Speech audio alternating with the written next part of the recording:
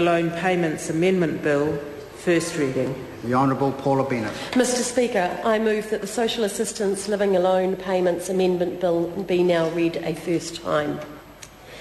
At the appropriate time, I will be moving that the bill be referred to the Social Services Committee and that the committee will report back to the House on or before the 28th of February 2011.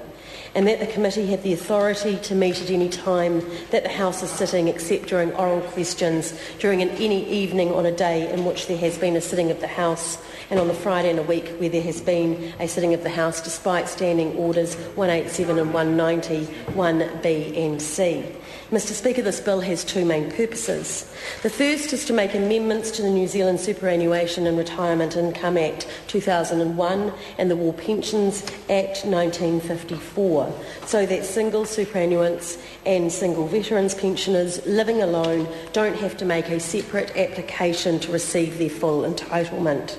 The Living Alone payment is a separate supplementary benefit that recognises that single superannuants and veterans pensioners who live alone face higher living costs as they are unable to share the expenses of maintaining a household.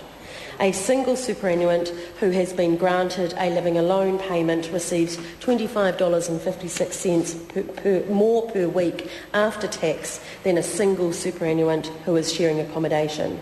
Because the living alone payment is a separate benefit, superannuants and veterans pensioners who have become single, usually after the death of a partner or a spouse, are required to make a specific application to receive it. In addition, they need to apply for a living alone payment within a given time period, within 28 days, in order to get it backdated. These requirements can be a real burden on older New Zealanders, particularly if they have just lost a partner.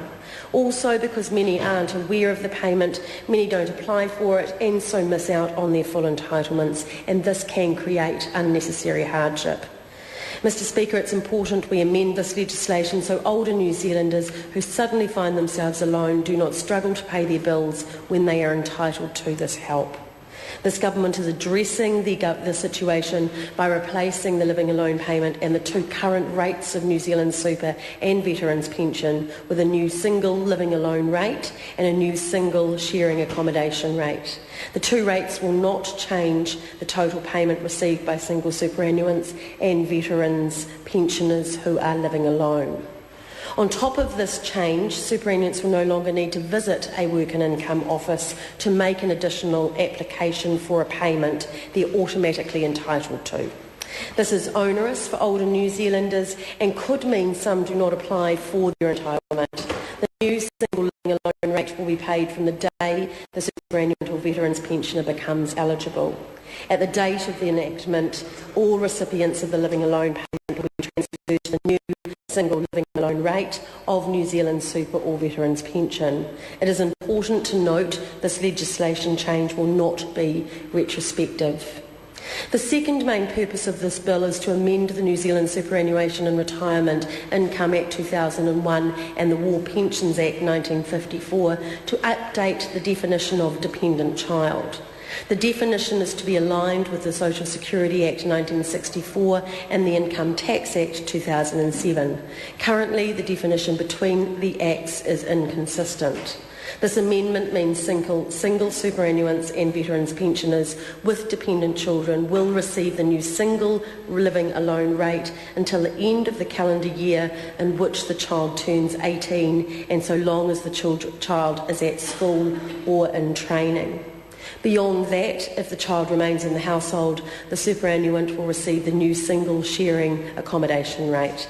This amendment will ensure a consistent definition of an 18-year-old dependent child across the social assistance system.